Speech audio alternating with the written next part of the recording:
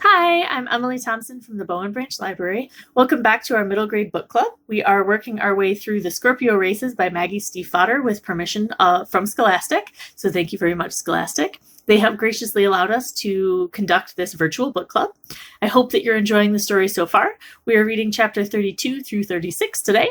And make sure that you check that description box at the bottom of the page for your discussion questions for this section. Chapter 32, Puck. The Riders' Parade is not really a parade at all. There's a man calling over the crowd, "Riders! Riders to the rock!" He clearly means for us to follow him. I keep waiting for it to sort itself out into something more organized, but it never does. The only time it looks anything like a parade, kind of, is when I spy a few of the riders all heading in the same direction, up to the cliff top. The crowd parts for them, and I hurry after them, Finn trailing as best he can. No one moves for me, however, so I get a mouthful of wayward shoulders and a rib cage full of elbows. By now it's blacker than black, and the only light comes from two bonfires, one burning high and furious, and the other smaller and spitting. I'm not certain where I should be. "Kate Connolly," someone says, not in a nice way. When I turn my head, I see nothing but eyes glancing away and eyebrows pulled together. It's a strange thing, to be talked about instead of talked to. A hand grabs my arm and I turn, hissing and spitting, until I see that it's Elizabeth, Dory Maud's sister. Her hair is fair, even in this dim light, and she's wearing a red frock the colour of Father Mooneyham's car. She makes a sour face. Her lips match Father Mooneyham's car, too. I'm sort of surprised to see her here. I've never seen her outside of the booth or Fathom and Sons, and I thought, possibly, that she would melt or disintegrate if she crossed into the real world.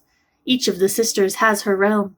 Dory Maud's is the widest, including the whole island, and then Elizabeth's is the building and booth, and then Annie's is the smallest of all, only the second floor of Fathom and Sons.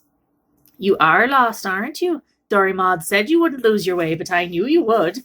Elizabeth's expression is pure disdain.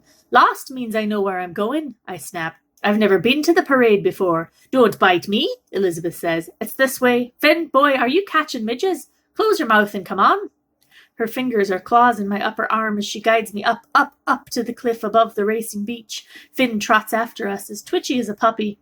"Where is Dory?" I shout. "Gambling," snarls Elizabeth. "Of course, while I do the work." I'm not certain how guiding me to the top of the cliff counts as work, but I'm grateful for it. I'm also not certain I can imagine Dory Maud betting on the horses. Certainly not in any way that justified Elizabeth's snarled, "Of course." I do my best to imagine Dory Maud in the butcher's placing a bet, but the best I can imagine is her in the Black-Eyed Girl. In my imaginings, she manages it better than I do, swaggering up to the bar like a man. Elizabeth snaps at me to wake up and propels me with great confidence through the crowd at the cliff top. Only after several long minutes does she stop to catch her bearings, but I can see now that we're in the right place, because I spot a point of stillness in the seething crowd. Sean Kendrick. His clothing is dark, his expression darker, and he looks off into the black night in the direction of the sea. He is unmistakably waiting. "There," I say. "No," says Elizabeth, following my gaze. "That is not where you're headed. I think the race is dangerous enough without that, don't you? This way." Sean turns his head just as Elizabeth jerks me in the opposite direction, and our eyes meet. There's something sharp and unprotected in his expression, and then I have to look down to keep Elizabeth from hauling me off my feet. Finn scoots up beside me, hands shoved in his pockets against the cold. He casts a doleful look towards Elizabeth. I turn my head and whisper to him, "You'd think this is the race by the speed she's going." Finn doesn't smile, but his eyes do. Then Elizabeth comes to a halt. "Here," she says. We've come around to a third bonfire, and before it is a great flat rock, spattered and streaked with brown. It takes me a moment to understand what I'm seeing. It's old, old blood stained all over the rock. Finn's face is pinched. There's a huge crowd of people circling the rock, waiting as Sean was waiting, and I recognize a few of the riders a short distance away. Dr. Halsell, Tommy Falk, Mutt Malvern, Ian Privet. Some of them are talking and laughing with each other. They've done this before, and there's a sense of familiarity. I feel suddenly ill. "What's the blood from?" I whisper to Elizabeth. "Puppies," Elizabeth says. She's caught Ian Privet looking at her, and she bares her teeth at him in something I don't think is supposed to be a smile. Taking me by both my upper arms, she holds me in front of her like a shield. "It's the riders. You'll go up and put a drop of your blood on there to show you're riding." I stare at the rock. That's a lot of blood for just a drop from each rider over the years. Now a man's climbed onto the rock. I recognize him as Frank Eaton, a farmer my father knew. He's wearing one of the weird traditional scarf things that the tourists like to buy. It wraps over his shoulder and pins at his hip and looks utterly ridiculous with his corduroy trousers. I have a very strong association of sweat smell with the traditional costume, and he doesn't look like he will change that impression. Holding a small bowl in his hands, Eaton shouts to the crowd, which is a little quieter now. "It falls to me to speak for the man who will not ride." Eaton tips the bowl, and blood splashes down over the rock at his feet. He doesn't stand back, and so drops of it mist his pants. I don't think he minds. "Rider without a name," he says. "Horse without a name. By his blood." "Sheep's," Elizabeth says. "Or maybe horse. I don't remember." "That's barbaric." I'm aghast. Finn looks like he may throw up. Elizabeth shrugs just one shoulder. Ian Privet watches her do it. 50 years ago it was a man they killed up there, just like every year before. The man who will not ride. Why? I demand. Her face is bored. There's a real answer, possibly, but she's not interested in knowing it. Because men like to kill things. Good thing they stopped. We'd run out of men. Because, cuts in a voice that I recognize instantly, if you feed the island blood before the race, maybe she won't take as much during it. Elizabeth turns to Peg Gratton with a sour look. I blink at Peg. She's barely recognizable under her elaborate... looks a little like one of the scary tufted puffins that you can sometimes find on the island. It has a great pointed visor that forms the beak, and ropey yellow tassels that come off over each ear like long horns. I search for signs of Peg's curly hair, but it's hidden securely under the fabric lining of the headdress. "Don't expect them to be friendly to you, Puck," Peg Gratton tells me, as if Elizabeth's not there. "A lot of them consider a girl on the beach bad luck. They won't be happy to see you." I press my lips together. I don't need them to be friendly. I just need them to let me go about my business. "That would be a kindness," Peg says. She turns her head, and it's a strange, jerky motion with the bird head on top of hers. If I wasn't unsettled by anything that I saw tonight, that motion would have done it. She says, "I have to go." On the rock, a woman wearing a real horse head stands over the place where the man poured the blood. Her tunic is soaked in blood, her hands run with it. She faces the crowd, but with that massive head it doesn't seem like she's looking at us, but at some point in the sky. I feel swimmy and feverish from the heat of the bonfire, from the sight of the blood. I'm dreaming, but I'm not. There's murmuring from the people assembled. I can't pick out individual words, but Elizabeth says, "They're saying no one got the shell. She didn't drop a shell this year." "The shell? For the wish," Elizabeth says in her impatient way. "She drops a shell and you get a wish. Probably she dropped it down in Scarmouth and they were too dull to find it." "Who is it?" Finn asks Elizabeth. The first thing he said in a long while. "In the horse's head." "The mother of all horses, Epona, soul of Thisbe and those cliffs." Finn, patient, clarifies. "I meant, who is the woman?" "Someone with more up front to look at than you," Elizabeth replies. Finn's eyes instantly go to the horsewoman's breasts, and Elizabeth laughs high and wild. I scowl in defense of Finn's virtue, and she gives me a healthy shove. "They're calling for the riders." They are. The woman with the horse head has gone, though I didn't see her going, and Peg Gratton has climbed the rock and stands in her place. A dozen or so men are gathered around one end of the rock waiting to go up, and still more are moving restlessly towards the group. I am a small, motionless animal. Elizabeth clucks her tongue. "You can wait if you like. They go up one at a time." My hands aren't very steady, so I fist them. I watch closely to see what's expected of me. The first rider walks up to the natural steps at the end of the rock. It's Ian Privet, who looks older than he is because of his hair gone grey when he was a boy. He storms across the rock toward Peg Gratton. "I will ride," he tells her formally, loud enough for us to hear clearly. Then he thrusts out his hand towards her and she slices his finger with a tiny blade, the motion too fast for me to see it properly. Privet holds his hand out over the rock and blood must fall, though I'm too far away to see it. He doesn't seem to be in pain. He says, "Ian Privet, Penda, by my blood." Peg answers in a low voice, not hers. "Thank you." Then Ian is off the rock and the next rider is mounting the steps. It's Mutt Malvern who repeats the process, holding his hand out to let it drip after she's cut it.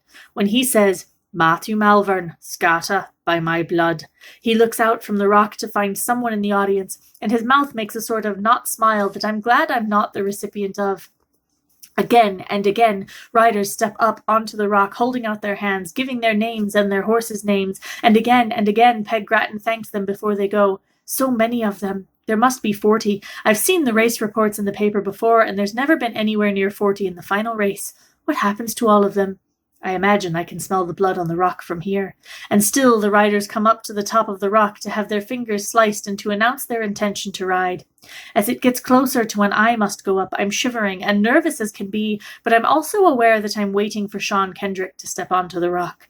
I don't know if it's because he raced me, or because I watched him lose that mare, or because he told me to stay off the beach when no one else would speak to me at all, or merely because his red stallion is the most beautiful horse I've ever seen, but I'm curious about him in a way that puzzles even me. Most of the group has come and gone by the time Sean comes up onto the rock.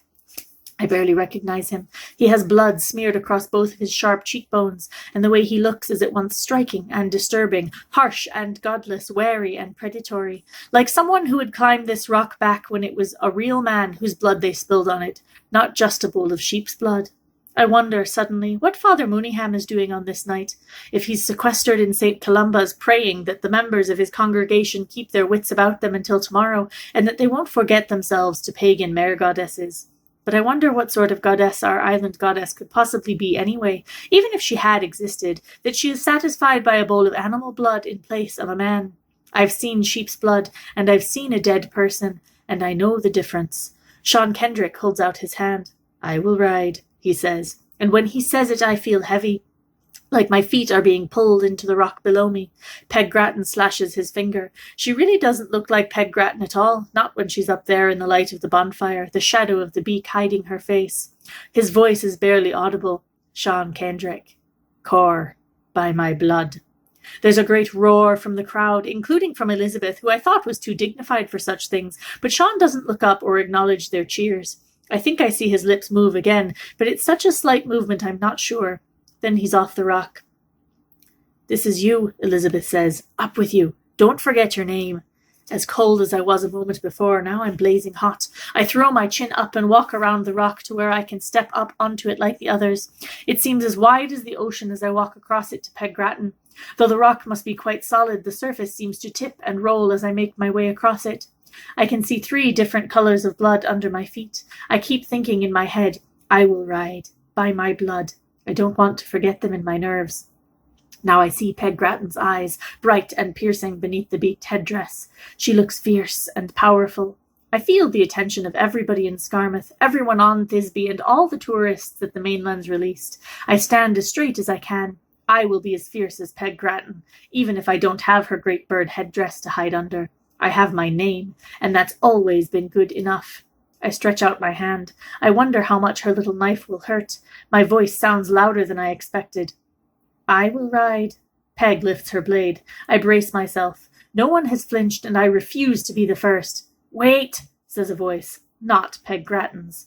We both turn our heads. There's Eaton in his sweaty traditional garb standing at the base of the rock, his head craned back so he can see us. A group of men stands around him, hands in pockets and tucked in vests. Some of them are riders who still hold their hands gingerly so they won't bleed more. Some of them wear traditional scarves like Eaton does. They're frowning. I said it wrong. I came up out of turn. I did something wrong. I can't think of what it would be, but I feel uncertainty chewing on my guts. Eaton says, She can't ride. My heart falls out of me. Dove. It must be Dove. I should have gotten the piebald mare when I had the chance. No woman's ridden in the races since they began, he says, and this isn't going to be the year when that changes.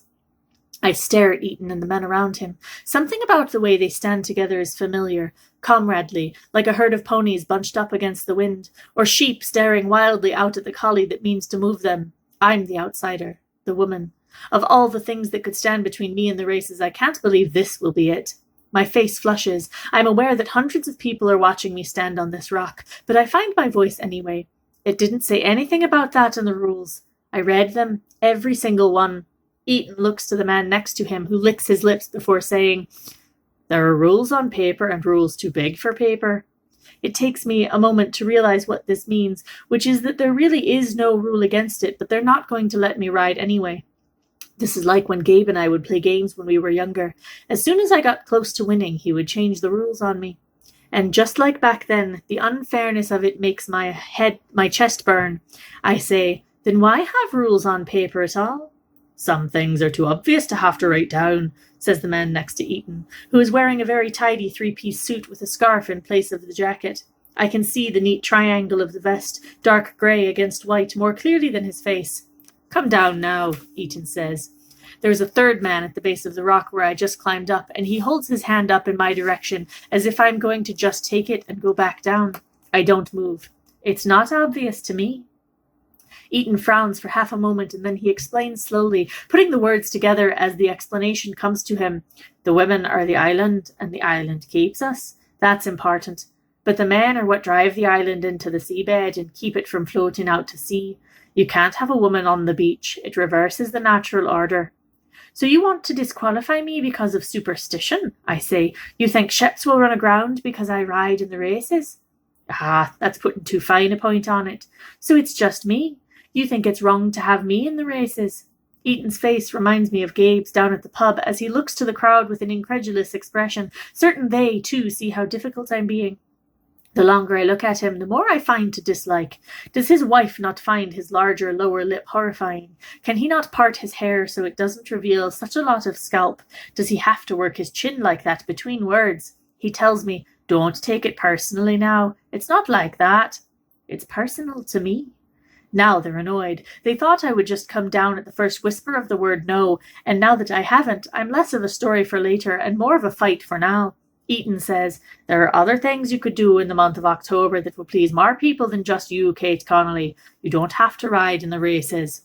I think about Benjamin Malvern sitting at our kitchen table, asking what we're willing to do to save the house. I think about how, if I step off this rock right now, Gabe will have no reason to stay at all, and no matter how angry I am with him, I can't have that conversation be our last. I think about how it felt to race Sean Kendrick on his unpredictable Kobalushka. I have my own reasons for riding, I snap, just like every man who climbed onto this rock. Just because I'm a girl doesn't make those reasons any less. Ian Privet, from a few steps away, says, Kate Connolly, who do you see standing beside you? A woman takes our blood, a woman grants our wishes, but the blood on that rock is men's blood, blood of generations. It's not a question of if you want to be up there or not. You don't belong up there. Now stop this. Come down and stop being a child. Who is Ian Privet to tell me anything? This too reminds me of Gabe telling me to stop being hysterical when I didn't think I was being hysterical at all. I think of Mum on the back of a horse teaching me to ride, so much a part of the horse herself. They can't tell me I don't belong up here. They might force me off no matter what I say, but they can't tell me I don't belong. I'll follow the rules I was given, I say. I'm not following something unwritten. Kate Connolly, says the man in the vest, there has never been a woman on that beach, and you're wanting us to make this the first year for it. Who are you to ask for that? By some unspoken signal, the man who'd held out his hand for me to come down starts up the stairs. They will take me down if I won't come down. It's over. I can't really believe that it's over. I'll speak for her. Every face turns to where Sean Kendrick stands a little apart from the crowd, his arms crossed. The island runs on courage, not blood, he says. His face is turned toward me, but his eyes are on Eaton and his group. In the hush after he speaks, I can hear my heart thudding in my ears. I can see they're considering his words. Their faces are clear. They want to be able to ignore him, but they're trying to decide how much weight you give the words of someone who has cheated death in the races so many times. As before, in Thomas Gratton's truck, Sean Kendrick says nothing more. Instead, his silence draws them out, forces them to meet him. And you say to let her ride, Eaton says finally, despite everything. There's no everything, Sean replied. Let the sea decide what's right and what's wrong. There is an agonizingly long pause. Then she rides, Eaton says. Around him there's head shaking, but no one speaks out. Sean's word holds. Give your blood, girl. Peg Gratton doesn't wait for me to stretch my hand out any farther. She snakes forward and slices my finger, and instead of pain, there's a searing heat that runs all the way up to my shoulder. The blood wells and drips freely onto the rock. I have that feeling again like I did before when Sean Kendrick was up here. My feet are rooted to the rock, part of the island, and I'm grown up out of it. The wind rips at my hair, pulling it out of my hairband and whipping the strands across my face. The air smells like the ocean breaking up across the shore. I lift my chin and say, Kate Connolly, Dove, by my blood. I find Sean Kendrick in the crowd again. He's turned as if he's going, but he looks over his shoulder at me. I hold his gaze. I feel like everyone in the crowd is watching this moment, like to hold Sean Kendrick's eye is to promise something, or to get into something I'm unsure of, but I don't look away. By their blood, let the races begin, Peg Gratton says to the knight and to the crowd, but they aren't watching her. We have our riders. Let the races begin. Sean Kendrick holds my gaze a second longer, and then he strides away from the crowd. 2 weeks until the races. Everything starts tonight. I can feel it in my heart. Chapter 33. Sean. The next morning finds the island ghostly quiet. Though the frenzy of last night seemed to suggest that training would begin in earnest today, the stables are still, the road silent. I'm happy for it. I have a lot to get done in the next 24 hours. I cast a glance toward the sky. A dimpled quilt of cloud hides the sun, and below it smaller clouds race by, in a hurry to get on their way. I'll know better how long I have until the storm gets here once I see the ocean. In the eerie quiet of the morning, I turn out the youngest of the thoroughbreds for a bit of exercise and grass before the weather gets poor, and then I gather my supplies to take down to the shore. 2 buckets, and my pockets sunk full of weak magic. As I'm about to head out, I hear a voice. So you're not a churchgoer, then? Good marnin', Mr. Holly, I reply. He's in what I think they must consider Sunday finery in America. A white V-necked sweater and a light jacket over creased khaki pants. He looks like he might be ready to pose for one of the mainland paper society pages. Good morning, Holly returns. He peers inside my bucket and rears back with a wince. They're full of Corr's rank manure, and even I have a hard time getting used to the odor. Sweet Mary and Coca-Cola, that's hard to bear. Seeing that I'm struggling to open the gate without setting down my buckets, he opens it for me and closes it behind me, following amiably. So you're not a believer?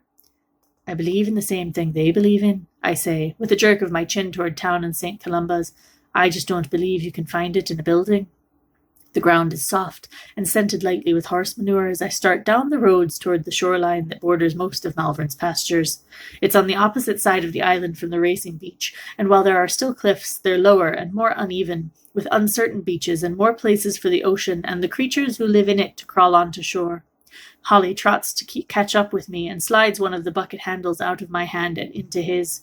He grunts at the weight but says nothing else. What are you doing? I ask.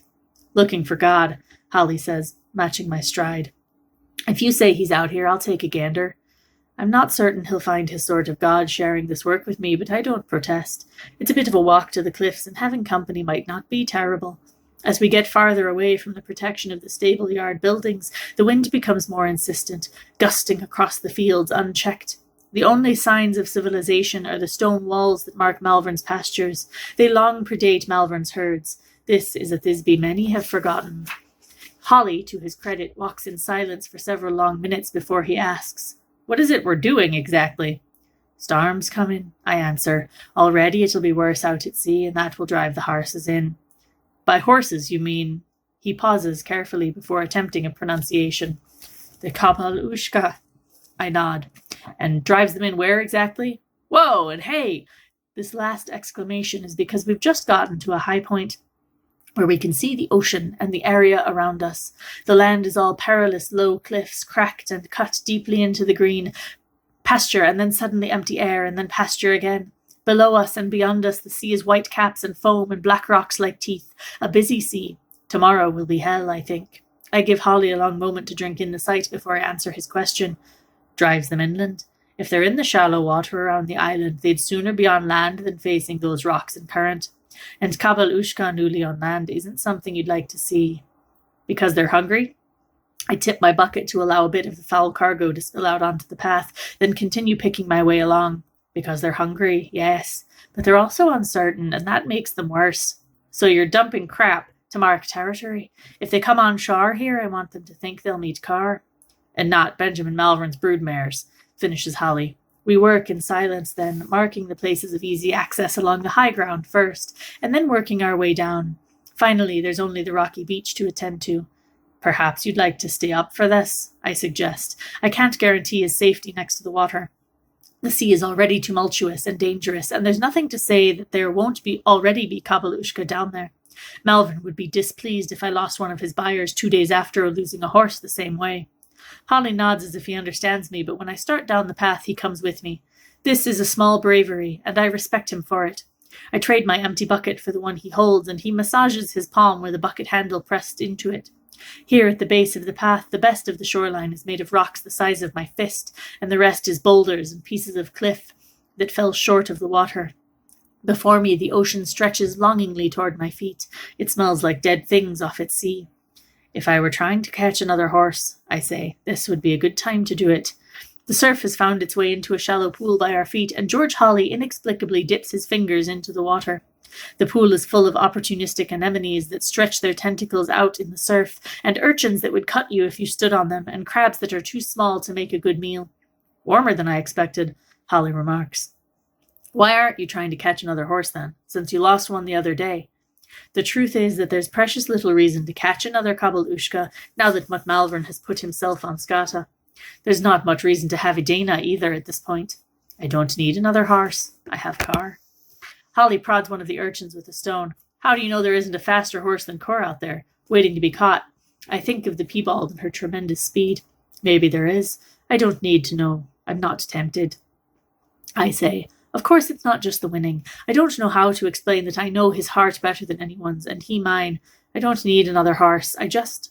I close my mouth and pick my way to the other access point on this otherwise inaccessible beach.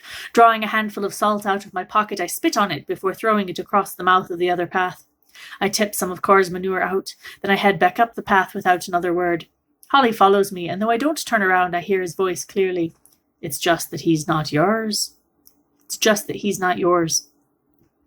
I'm not certain I want to have this conversation. It's not that he's not mine. It's that he's Benjamin Malvern's. That doesn't make any sense. It makes all the sense in the world on this island. Thisbe is defined by things that are Malvern's and things that aren't. It matters like this. I belong to Malvern. You don't. So, freedom. I stop what I'm doing and I regard him. Holly stands there below me on the path, gazing up, looking incredibly well kept and domesticated in his clean sweater and his pressed slacks, but his expression is anything but vapid. I still don't think that freewheeling Geoge Holly, American investor, has ever been anything but freewheeling Geoge Holly, American investor, but for the first time that doesn't matter. I think he understands me regardless. So why don't you buy Corr from him?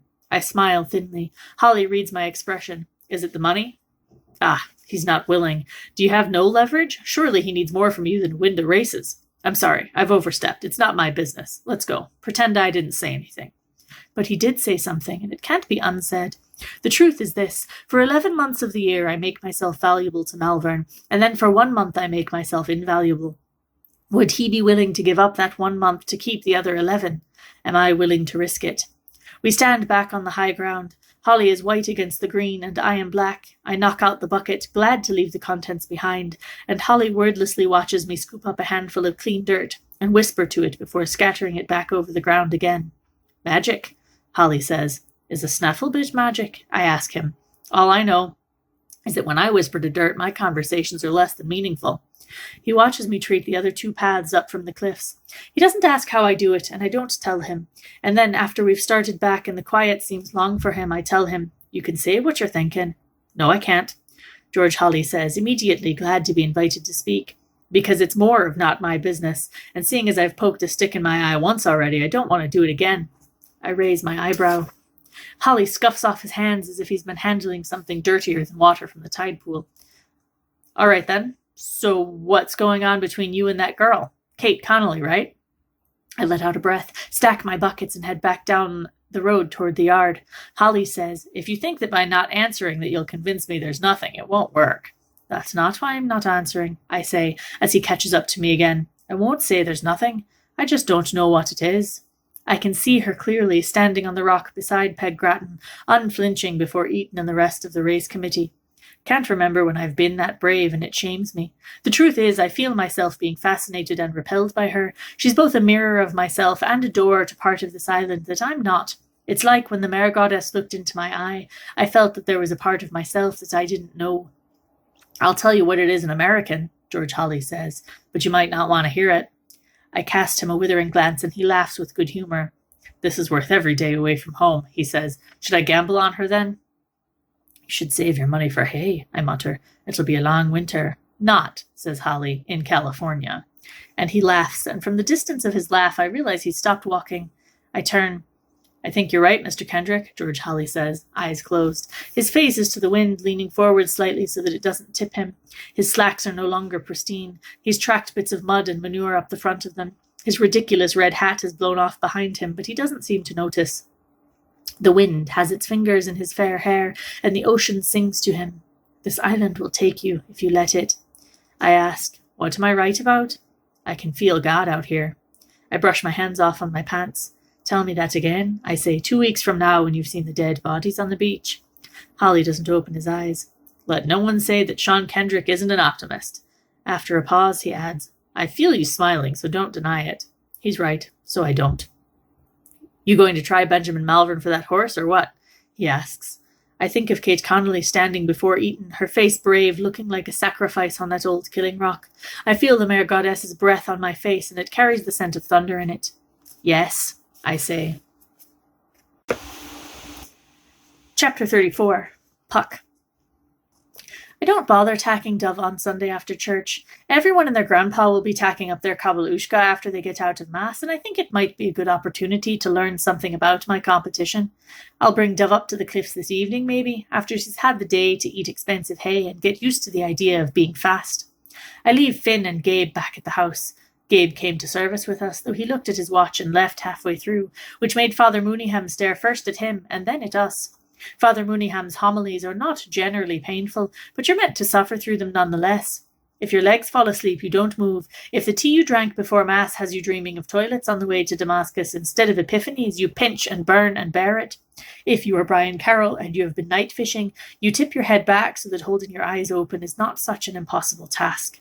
You don't get up and leave, but Gabe did. And then Beach Gratton did as well. If Tommy Falk hadn't been too pretty to come to church in the first place, I'm sure he would have left too.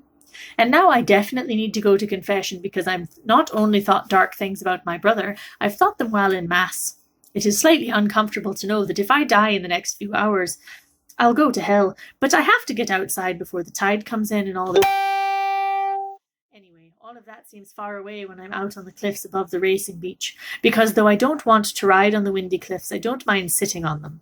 I trudge out with a pack on my back made of a wool blanket gathered into a pouch, and when I get there I release its contents on the ground, and find myself a secure perch close to the edge where I can see the training down below.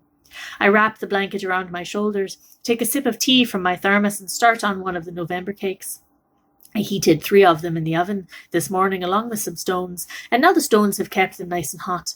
I'm feeling quite virtuous and useful as I take out my paper and pencil and the stopwatch that Finn found for me. If I sit here long enough, surely the horses will give up their secrets. I want to know how fast they cover the ground, and then I plan to take Dove over the same stretch and time her as well. If I know what my handicap is, maybe I can prepare better. I've been sitting for about 10 minutes when I catch movement out of the corner of my eye. Someone sits down a few steps away from me, one knee drawn up, an arm resting on top of it. So, you've discovered the secret to winning, have you, Kate Connolly? I recognize the voice without turning my head, and my pulse goes bump, bump, bump, and thinks about starting again, but doesn't quite manage it. I said that you could call me Puck. Sean Kendrick doesn't say anything else, but he doesn't get up either. I wonder what he's thinking as we sit here, watching the horses down below. They look so different from above. The training looks orderly, quiet, on purpose, not the chaos it felt like when I was down there. Even when I see 2 horses rear up to fight, their handlers working to tear them apart, the sound is muffled by distance and wind, and this somehow lessens it. Toy soldiers. I watch Ian Privet on his grey Penda as they gallop parallel to the water. I click my stopwatch and make a note. He'll go faster than that, Kendrick says, later. He's not pressing him now. I'm not sure if he's being condescending that I'm bothering to write down this meaningless time, or if he's awarding me with knowledge I wouldn't otherwise have had. So I just trace my pencil over the numbers again, imprinting them into the paper. I want to ask him why he spoke up for me last night, but Mum told me that it was rude to dig for compliments, and this feels like it would be digging for compliments. So I don't ask, though I want to, badly. Which means we sit in silence some more, the storm wind cutting through my blanket and my hat and ruffling the pages of my notes. I reach into my pack and take one of the precious November cakes, still warm, and offer it to Sean. He takes the cake without saying thank you, but the thank you is somehow implied. I'm not sure how he does it because I wasn't looking at him to see his face when he took it. After a moment he says, "Do you see the black mare? Falks? She's excited to chase." If she were mine, I'd keep her just behind the lead so she'd stay motivated, make my move late. I frown down at the beach, trying to see what he sees. The beach is a mess of fake races and aborted gallops. I find Tommy and his black mare and watch them for a moment. She's a fine-legged thing for a Kabelushka, and when she steps, her head bobs just a bit when her left rear hoof touches the ground. Also, I say, because I have to say something, she's a bit lame in the left rear. The right, I think, Sean Kendrick says, but then he corrects himself. No, left, you're right.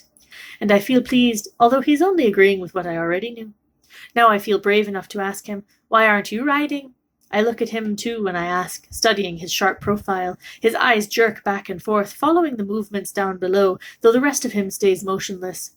Racing is about more than riding. What are you watching for? There is, again, a tremendously long pause between my question and his answer, and I think that he'll just not reply. And then I think that maybe I only thought the question and didn't actually say it.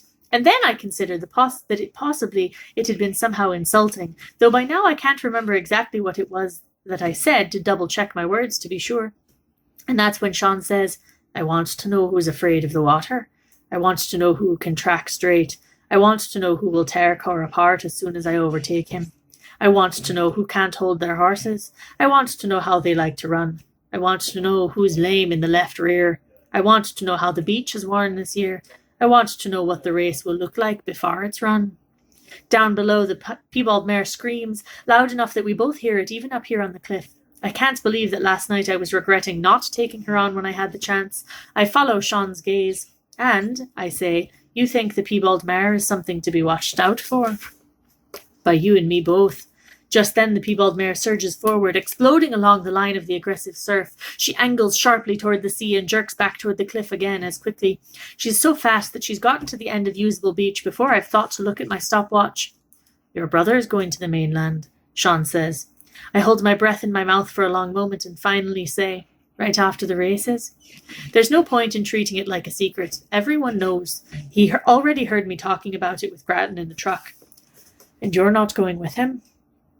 I'm about to answer, he didn't ask, but I realize before I do that that's not the reason anyway. I'm not following him because this is home, and everywhere else isn't. No. Why aren't you going? The question infuriates me, and I demand, why is it that going away is the standard? Does anyone ask why you stay, Sean Kendrick? They do. And why do you? The sky, and the sand, and the sea, and Corr.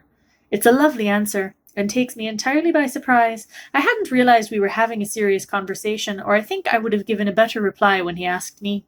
I'm surprised, too, by him including his stallion in his list. I wonder if, when I talk about Dove, people can hear how I love her the way that I can hear his fondness for Corr in his voice. It's hard for me to imagine loving a monster, though, no matter how beautiful he is. I remember what the old man said in The Butchers about Sean Kendrick having 1 foot on land and 1 foot in the sea. Maybe you need a foot in the sea to be able to see beyond your horse's bloodlust. It's about wanting, I say eventually, after some considering. The tourists always seem to want something. On Thisbe it's less about wanting and more about being. I wonder after I say it if he'll think I sound like I have no drive or ambition. I suppose in comparison to him it must be that way. I seem at once cursed to say precisely what I'm thinking to him, and unable to tell what he thinks about it. He says nothing at all. We watch the horses mill and surge below us. Finally he says, not looking at me, they'll still try to keep you off the beach. It won't have ended last night. I don't understand why. When the races are about proving something about yourself to others, the people you beat are as important as the horse you ride. His eyes don't leave the piebald. But that's not what they're about for you. Sean pushes up to his feet and stands there. I look at his dirty boots. Now I've offended him, I think. He says, other people have never been important to me, Kate Connolly. Puck Connolly. I tip my face up to look at him finally. The blanket falls off my shoulders, and my hat, too, loosened by the wind. I can't read his expression. His narrow eyes make it difficult. I say, and now? Kendrick reaches to turn up the collar on his jacket. He doesn't smile, but he's not as close to frowning as usual. Thanks for the cake. Then he strides off, across through the grass, leaving me with my pencil touching my paper. I feel like I've learned something important about the race to come, but I've no idea how to write it down.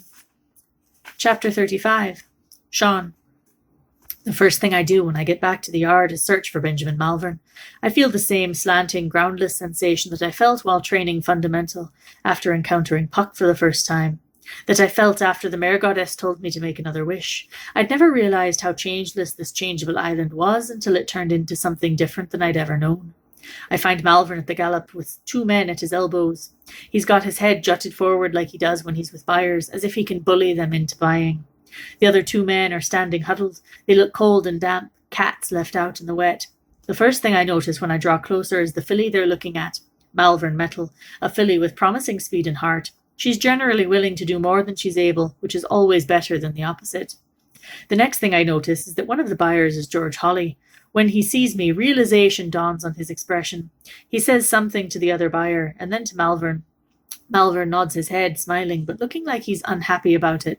He points them back towards the house, and Geoge Holly shepherds the other buyer in that direction. As we pass, Holly juts his hand out in my direction and says, "Sean Kendrick, right? Happy morning." I allow him to shake my hand as if we are strangers, and I raise an eyebrow at his guile. Then he and the other buyer are gone, leaving me to Malvern. I join Malvern by the rail of the gallop. He frowns in the direction of Metal. One of the grooms is riding her, and she's playing and lazy. Metal's got a peculiarly ugly face. Ugliness and coarseness are traits that for some reason seem to accompany the fastest of the thoroughbreds, and right now she's flipping up her mule-like upper lip as she gallops. The groom's not taking her to task either.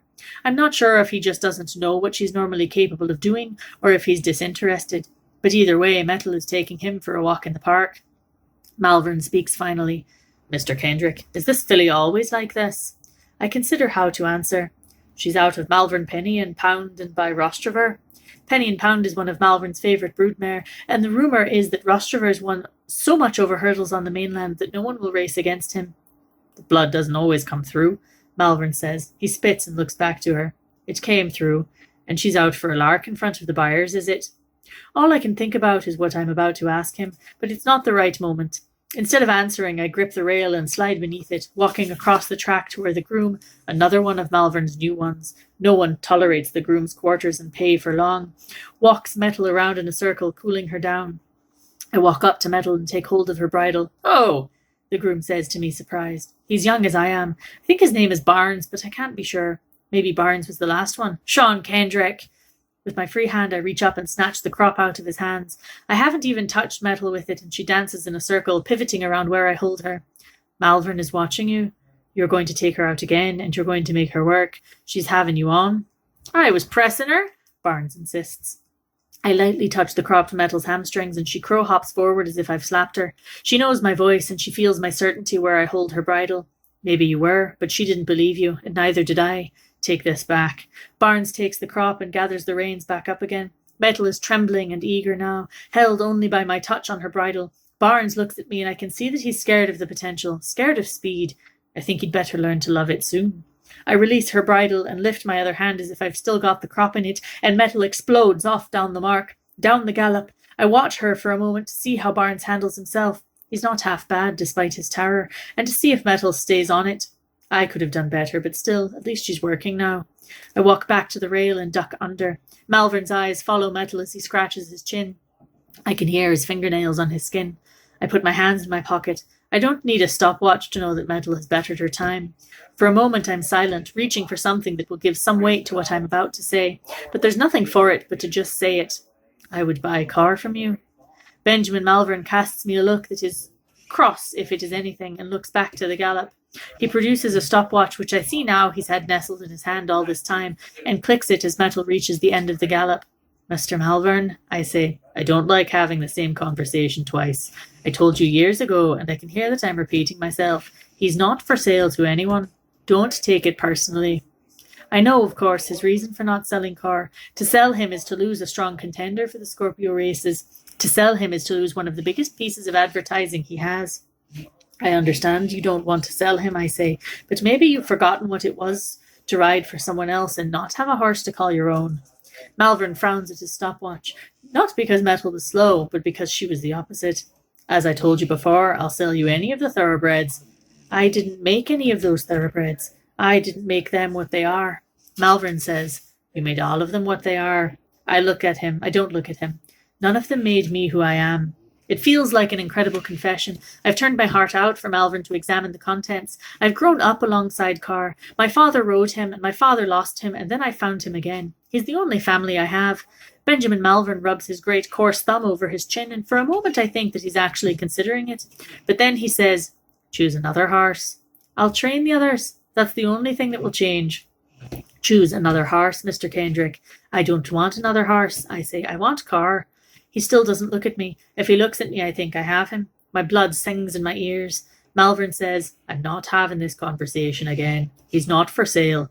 As Malvern watches the next horse stepping onto the track, I fist my hands in my pockets, remembering how Kate Connolly didn't back down at the Riders' Parade. I remember Holly saying that there must be something that Malvern wanted more than Corr. I remember the Mare Goddess's strange voice. "Make another wish." I even think of Mutt Malvern risking everything for fame on that piebald mare. I had always thought that I'd spent my entire life gambling, risking my life each year on the beach, but I know now that I've never risked the one thing that I truly was afraid to lose. I don't want to do this. I say very quietly, "Then, Mr. Malvern, I quit." He turns his head and one of his eyebrows is raised. "What's that?" "I quit. Today, find another trainer, find someone else to ride in the races." The faintest hint of a smile moves his lips. I recognize it. Disdain. "Are you trying to blackmail me?" "Call it what you like," I say. "Sell me Corr and I'll race for you one last year and I'll keep on training your horses." On the gallop, a dark bay gelding lopes along, breathing hard. He's not in racing condition yet. Malvern rubs his hands over his lips again, an action that somehow reminds me of metal. "You overestimate your importance to this yard, Mr. Kendrick." I don't flinch. I'm standing in the ocean, feeling it press against my legs, but I won't let it move me. "Do you think I can't find someone else to ride your stallion?" Malvern asks me. He waits for me to answer, and when I don't, he says, "There are 20 boys I can think of dying to get on the back of that horse." The image splinters in my heart, and I'm sure he means it to. When I still don't speak, he says, "Well, that's that. Have your things out by the end of the week."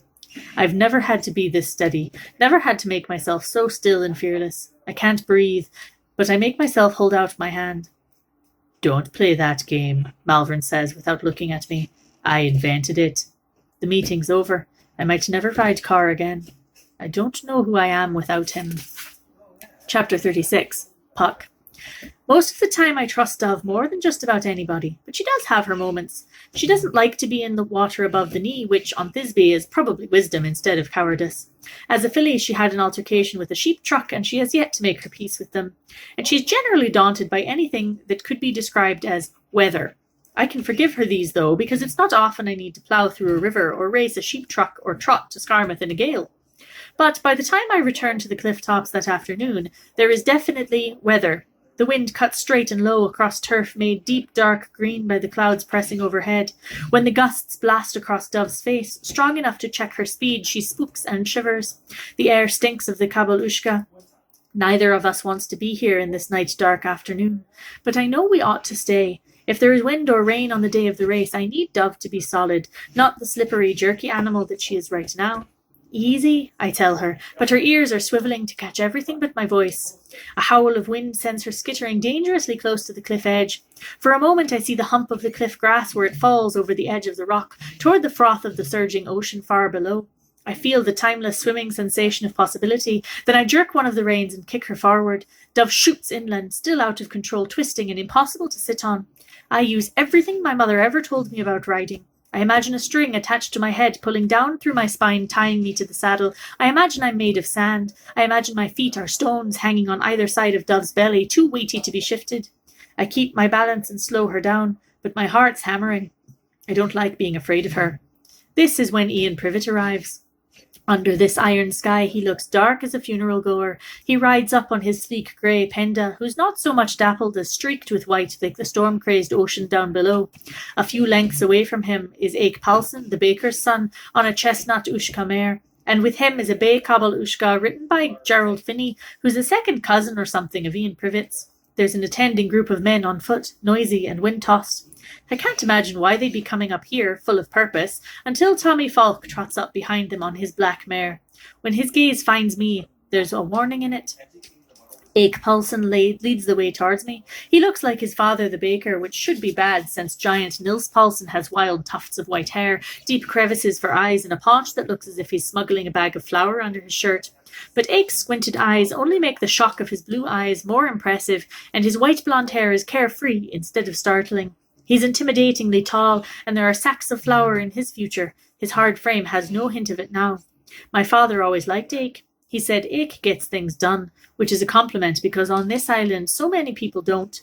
Curled on the back of his chestnut, Ake calls jolly. And how is the third Connolly brother doing today? This earns him a laugh. It's not until the laugh's over that I realise he means me.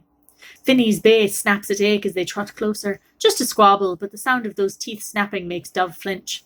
It's a shame what passes for humour these days, I reply, to try to hide how much work it's taking for me to hold Dove steady. The wind was bad enough, and now Kabalushka. It's got a bit of currency, I say. Ake says. I can't see the important parts of his expression in this light, so I can't tell if his smile is a funny one or not. Down on the beach, they've started calling you Kevin. Before I can stop them, my fingers dart self-consciously up to the edge of my hat to feel if any of my hair curls out. Gabe once joked years ago that Finn and I looked alike if you looked at just our faces. I'm a bit ashamed at how much the idea that I might be mistaken for a boy distresses me. That's hilarious, I say. I'm riding in the race, so I must be a boy. As Ake and Finny come closer, I let Dove trot around in a small circle to hide the fact that I can't hold her in a full stop. Ake shrugs like he could have thought of better. Behind him, Finny's bay crow hops, crashing into the chestnut, who nearly stumbles into Dove. Dove's fear shivers through the reins. Ake laughs as Finny hurriedly gathers up his bay. Pisser, Finny says, pulling his bowler hat down to restore his ego. He jerks his chin in my direction. Come on, Kevin, let's see what you've got. Don't call me that, I reply. He and Ake circle me. Their horses dwarf Dove. They must know that it's driving her to a frenzy. And I was just finishing up. Finny says, Come now, be a sport. They said you were a whip. I'm not racing you right now, I say. I grit my teeth into a smile. But I'll watch you boys. Ake laughs. It's not a mean laugh, but it's not a thoughtful one either. He says, Tommy says you'd race us. I find Tommy behind them. He shakes his head. Then Tommy doesn't know what he's talking about, I reply. Finny asks, Where are your balls? I need to get away. In the back of my head, I'm thinking that this is going to be a problem, that Dove's going to have to deal with a lot more than this on the day of the race. But that's a far-away concern. The more immediate one is that Dove is shaking and ready to break. You're the one who said I have them, not me. I glance behind me, looking to see if there's room to back Dove away from them. A few drops of rain splatter across my face. The worst of it is there's nothing mean about Finny and Ake. They're just like Joseph Barringer, only Joseph Barringer never teases me from the back of a massive Kabalushka. The bookies are here, Finn says, elbowing back toward the onlookers. Don't you want to show them something better than your 45-1? Finny lets his bay jostle into Ake's mare again, and the chestnut shoves against Dove hard. I hear teeth snapping, and Dove squeals, the wind ripping through her mane. I cling to her as she rears. Behind her left ear, I see a shallow scrape where the cobble's teeth grazed her. The blood wells up in a dozen small drops. Give me some room! I shout. I'm simultaneously terrified and humiliated as I hear myself. It's the voice of a scared little girl. Ake and Finny hear it too because their faces change. Ake hauls on his chestnut's reins so hard that she nearly rears. Finny kicks his bay away from Dove. They're both looking at me, Ake especially, with apologies in their expressions. Dove lifts her head to the wind and whinnies, shrill and terrified. Ake keeps backing his horse away. I'm relieved to have distance between her and the Kabalushka, but at the same time I'm ashamed down to my bones by this space suddenly surrounding me. From their vantage point nearby, the bookies wipe moisture from their hats and murmur to each other before they walk away without a glance back for me. Ian Privet, still watching from Penda, nods to Ake before he turns as well. Later, Kate, Ake says, not quite meeting my eyes, suddenly demure. He lays his reins against his chestnut mare's neck and she pivots back towards Scarmouth. Finny touches his hat and is gone as well. The cliff top seems quiet now, just the wind and the sound of intermittent drops sinking into the grass around me. I cannot stop hearing the sound of my own voice, and every time I do I feel a little smaller. Tommy's face is pensive. For a moment it looks like he's starting towards me, but the movement of his Ushka mare, Dove squeals and lays her ears back again, so he merely waves at me with just one hand close to his reins and follows the others. I'm left alone, the gusts beating the breath out of me. I'm furious with Dove for being so fearful, but I'm more furious with myself, because it doesn't matter how brave I've been or how brave I will be. It only took a casual handful of minutes to convince everyone here that I don't belong on the beach. Thank you so much for joining us for this section. We'll pick up on chapter 37 next time. Again, make sure that you check out the description box at the bottom of the video for your discussion questions for this section. Thank you very much.